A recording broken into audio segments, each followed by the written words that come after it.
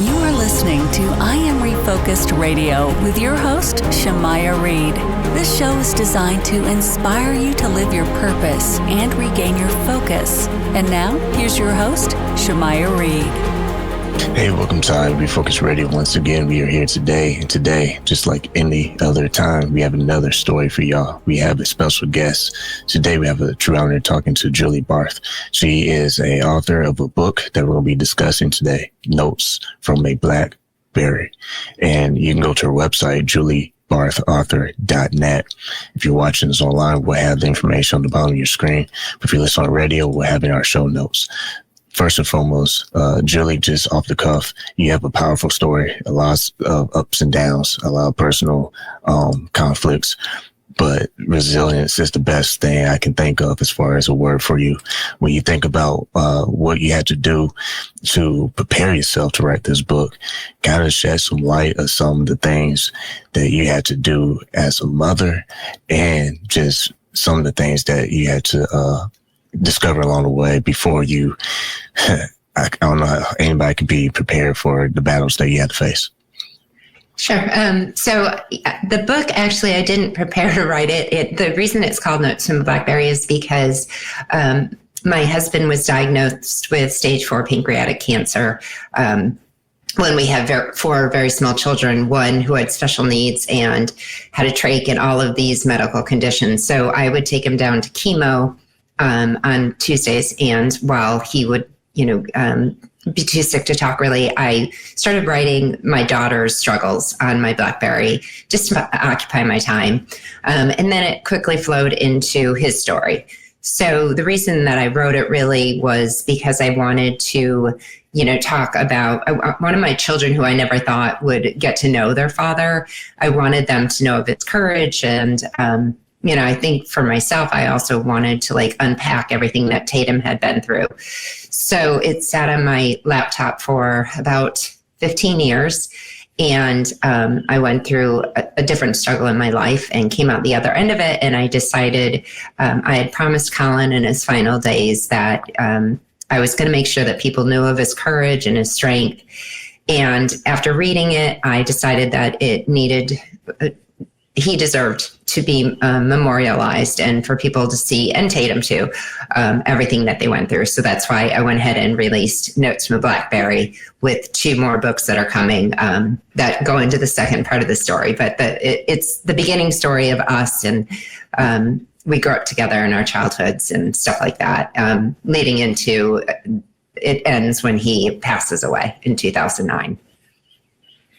When you look at the medical crisis that you had to go through as a family, what anchor you in those trouble seasons? And as far as being able to share that part of the story with your readers, how did that play out for you to prepare yourself to write? I think that, when you're in the medical world and something happens to a loved one, and I know that it's part of, people think they're preparing you for things, but you get a whole lot of information right out the gate, and then where do we head? We had to Google, or, we research, and it's like, I just remember refusing to accept everything that people were saying to me. It wasn't that I was in denial. It wasn't that I didn't think bad things could happen. But I just remember thinking, okay, well, there's going to be a whole lot of things that I cannot control about this situation. I can't change Tatum's genetics. I can't cure pancreatic cancer. But as long as Tatum was with us, I was going to make her life as the best it could be and do everything that I could to control what I could control. And kind of the same with Colin is that you can choose to kind of fold into all the bad news and what's coming ahead, or you can take one day at a time. And that's, kind of how I managed it is okay, well, I can't look at the big picture right now because it will be so overwhelming. And I have to just take every day, see the goodness in it, and fix or control what I can, and whatever I can't, you got to let that energy be focused elsewhere, because otherwise, it's just, you can get really stuck in, in activity and anger and frustration and all those other emotions if you can't find a way to make each day, find a positive in it. When you look at some of the everyday realities of what parents have to go through with special needs children, what was some of the things that you believe that most people might not see when it comes to the everyday routine of addressing that need? Yeah, when you have a special needs child, you see people and your heart goes out to them because you're like, you see them running around at an appointment or when they're out in public. But, unless you have a special needs child, you really don't understand how consuming it can be. And necessarily, if it's not a doctor's appointment, it's a specialist or an occupational therapist or a physical therapist. And it really does just become your number one priority. And in some instances, like every day is a struggle, just try and get them to the end of the day. But as a parent, you're trying so hard to make everything okay for everyone else around you.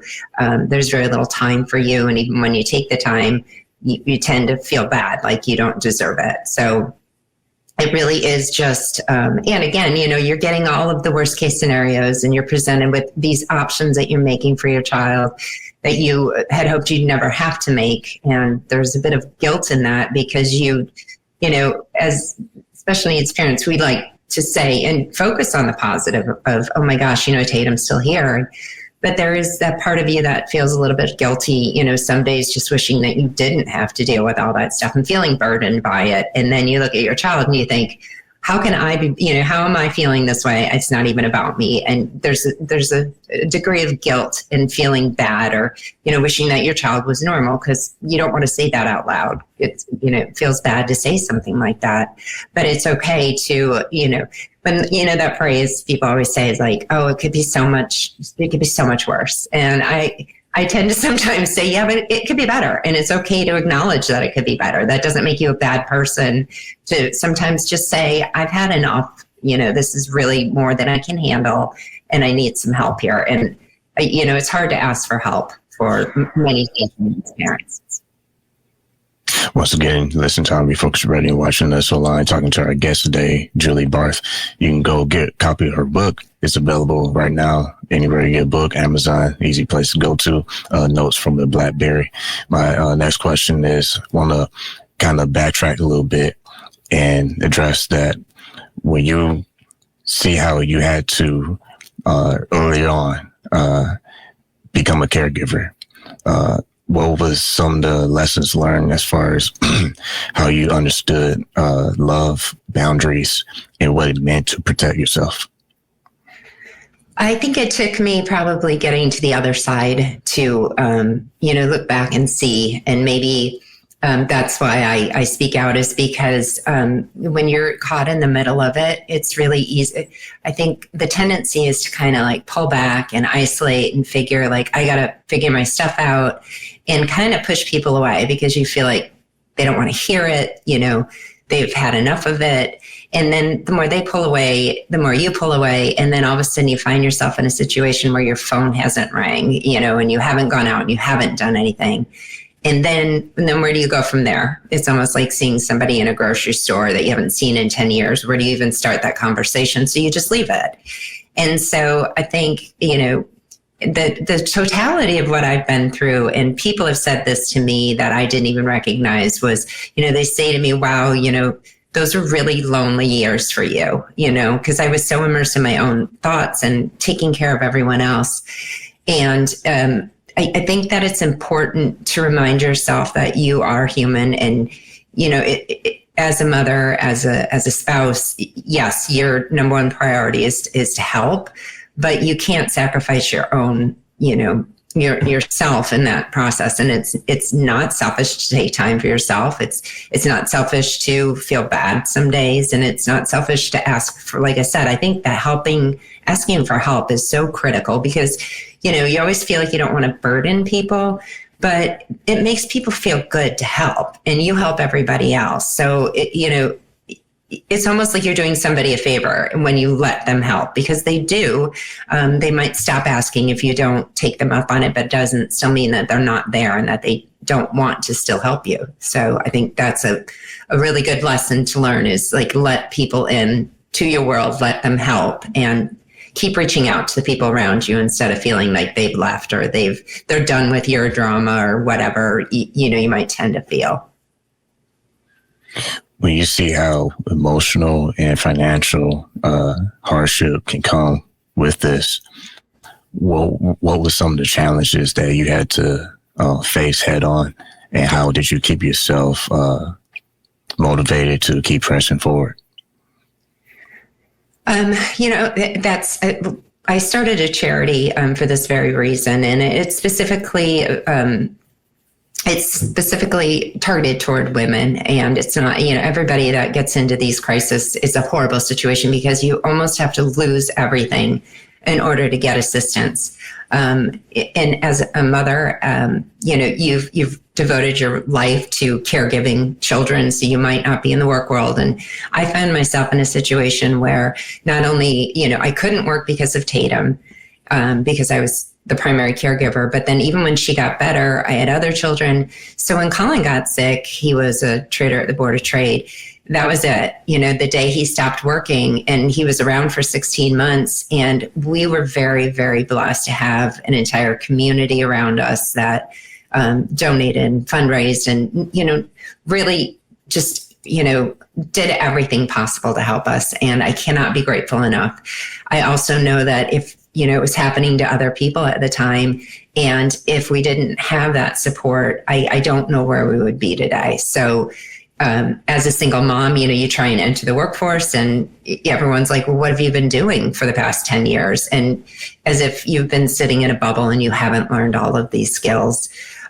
So I think it is important as a woman to protect yourself, to recognize that it is important for you to save for yourself, to make sure that you're secure. I mean, I hope everyone has a great romance, and that is like that their love blooms. But, I even had the greatest love. Nothing's guaranteed.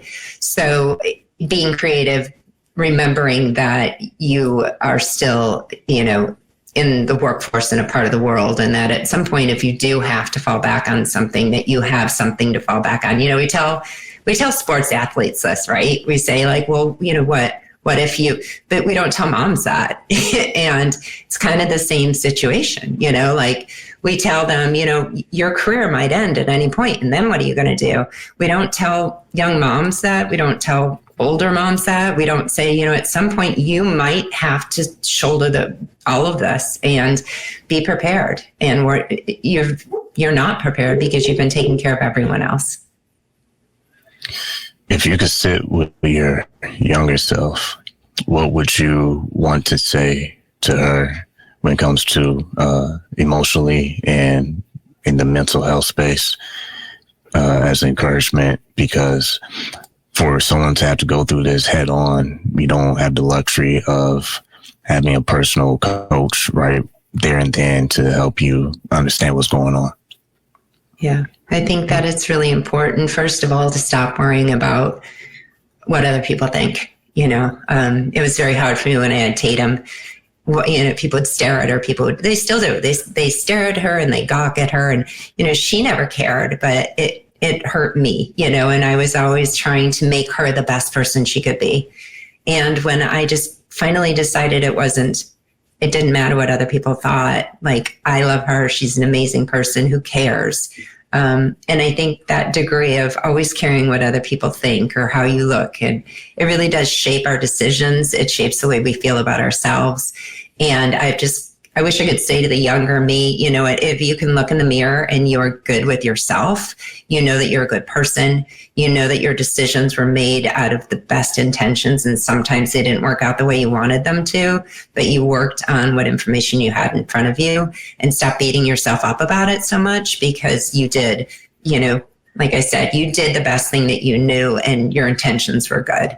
And I think that, when you get trampled over as many times or have these challenges over and over again, you start to you can always see the mistakes you made. I mean, I bet if you sat anybody down right now, and you said, hey, what didn't you get to today? What mistake did you make? I bet you'd have a list, to hear. But if you said, hey, what did you do positive today? I think people would really have to try harder and really search to find the positive in what they did. So those would be the two things, I guess, is just like recognize how far you've come and how much you've done, and stop worrying about what everybody else thinks, or, you know, how they're looking at you, or whether they think you're a good person or doing the right thing. Because it doesn't, in the end, it doesn't matter as long as you know you are. And with your outreach, your nonprofit, you mentioned moments ago, earlier in the interview, when you are helping support women-led households who are facing a crisis, one can only imagine the strength that they have to, you know, endure and uphold. Because when you're facing a crisis, like we said moments ago, it's not like you have a plan that just drops in your lap. It's kind of like you have to adapt in the moment and make best use of what you have with resources. With your nonprofit, for a woman out there who might feel like they're just stuck in the crisis right now, what's some first steps that they can start taking to reclaim their peace and eventually their power? Well, you know, if you go to my website, we do offer assistance for women. We're very young in our charities.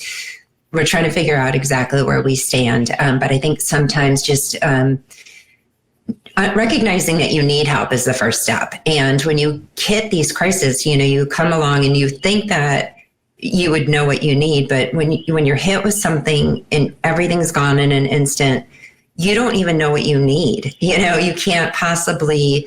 I had somebody right after Colin died, probably a week after Colin died, I had a credit card company call me and say, hey, rip that credit card up. That one no longer, that doesn't, you know, it's not your credit card. It was your husband's. And just stuff like that, like just getting the advice from somebody who has been there, who knows what you're going to need, who can point you in the right direction.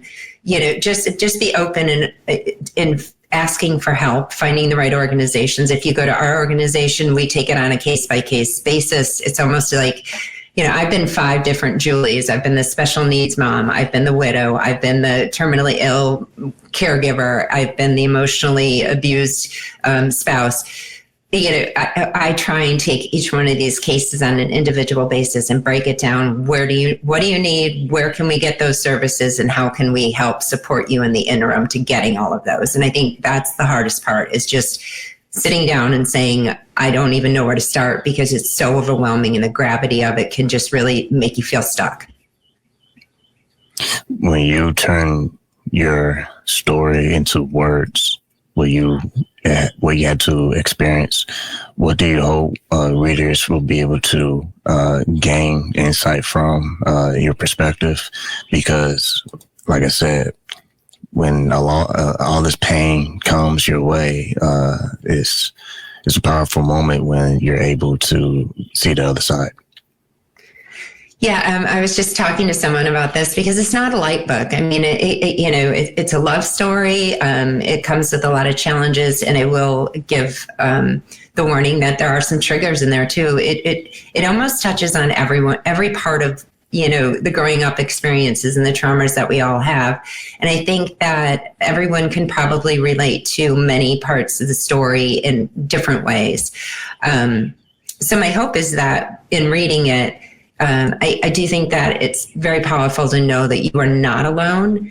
And if you can read my book, you know, people say to me all the time, like, you should forgive yourself. You should. And I have forgiven myself, but it makes me feel good that somebody else can recognize that when you're in these situations, that you're so hard on yourself. And if somebody else is reading this and can say to themselves, gosh, she's being too hard on herself, then hopefully they'll look in the mirror and say, hey, wait a second, maybe I'm being too hard on myself. Like, I get this. I understand why she feels this way, and she's not alone, and I'm not alone, because this is the way that humans feel. This is you never know how you're going to react to something until you're in it. And it's just nice to know that there are other people out there that, you know, have been there, they've done that, and they've lived through it. And I came out the other end of it. Not exactly how I wanted, but it's made me who I am now.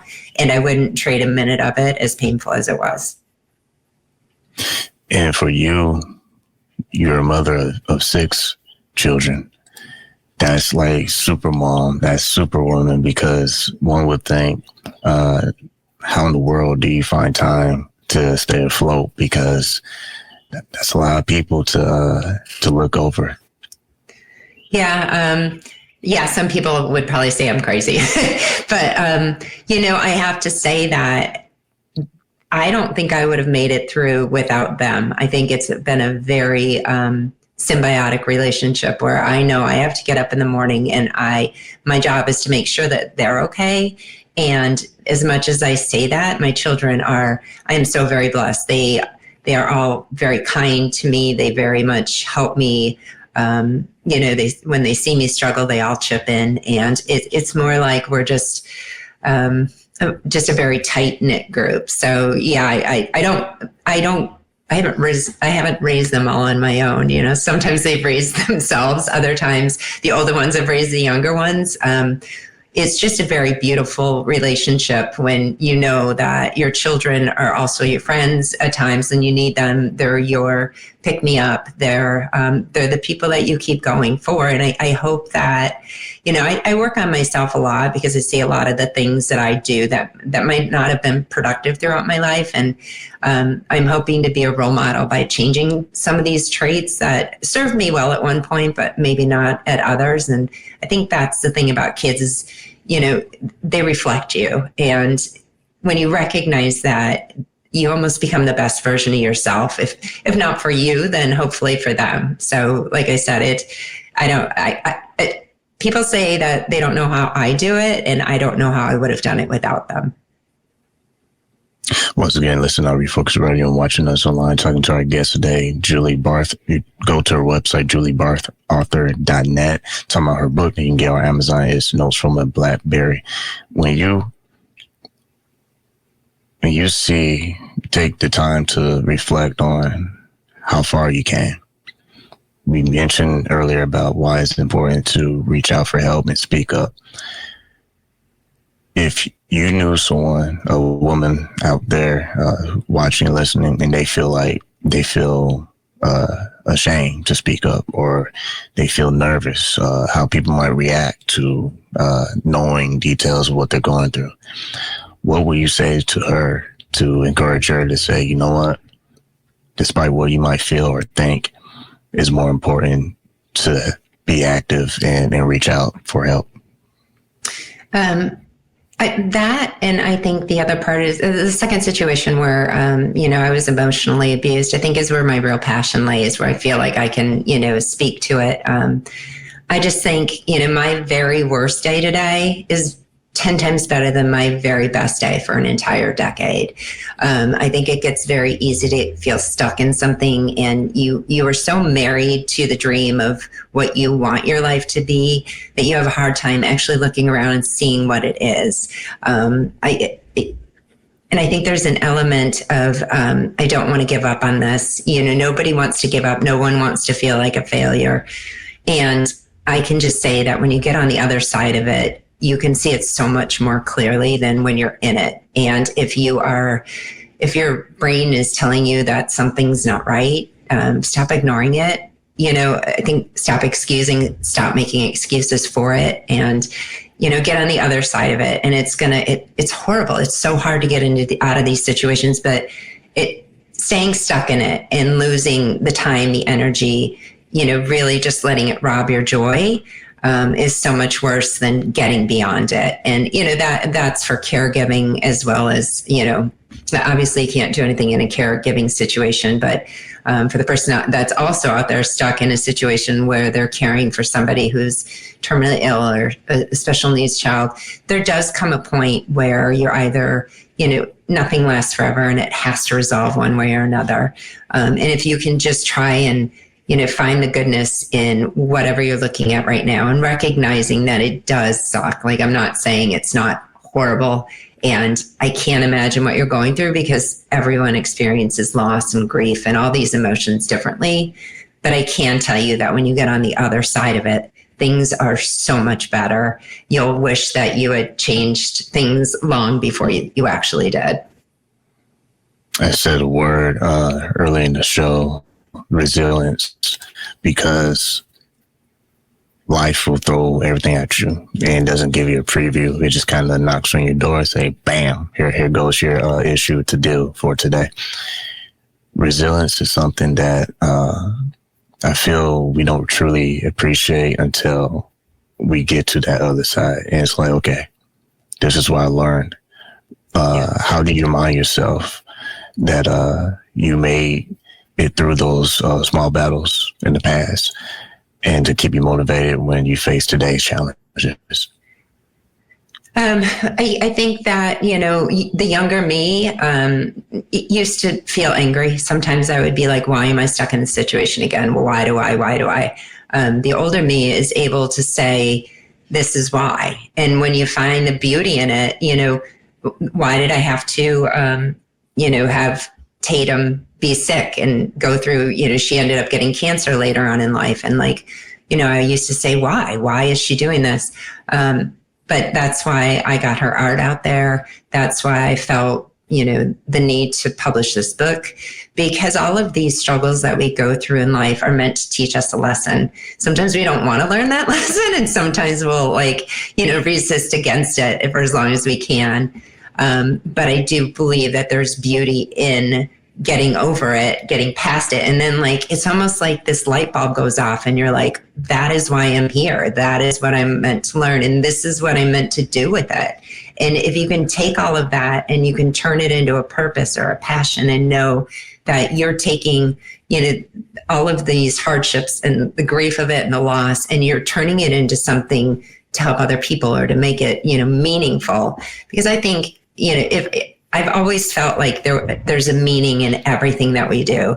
And I refuse to believe that everything in this world is meaningless and random. I don't believe that. And I think that when you turn it into a mission or a passion, then it becomes meaningful, and you can, do something that kind of heals your soul in all of it, because it makes all of those pieces that you feel are kind of broken come together, and it gives you a purpose to move forward. Last thing I'll say before we wrap up is mothers are very powerful, and they are so important to families. My last request for you will be, what would you say to mothers around the world? Just a spark of, encouragement as they continue their motherhood. I think mothering is one of the hardest jobs in the entire world. I said it before that, if you try to get a job, they say, well, what have you been doing? CEOs, I don't know that many of them can run a household the way that some moms do. And I just think that, we're taught to care for everyone else. We're taught, be the breadwinner, be the this, be the that. And we take everything very, very personally. And if you're a mom and your kids are, the fact that you get them to the end of the day and they're still at home is a pretty big accomplishment. Nobody gives you instructions. We don't go to school to do this. And we really pretty much devote everything that we have to raise children and care for them and make them the best that they can be. So, it's hard for me to even say it, but pat yourself on the back, because everything that you've done with the best of intentions. Again, maybe things don't work out the way you want, or your child, isn't exactly behaving the way that you want them to, but that's all in the learning process. And give yourself the same grace that you give to others around you, because we're always hardest on ourselves. Once again, you're listening to Refocused Radio and watching us online, talking to our guest today, Julie Barth. Go get her book, Notes from a BlackBerry. You can go to her website, juliebarthauthor.net. Like always, like we say to all our guests, I want to say to you, thank you for your time. Thank you for having me. I enjoyed our conversation.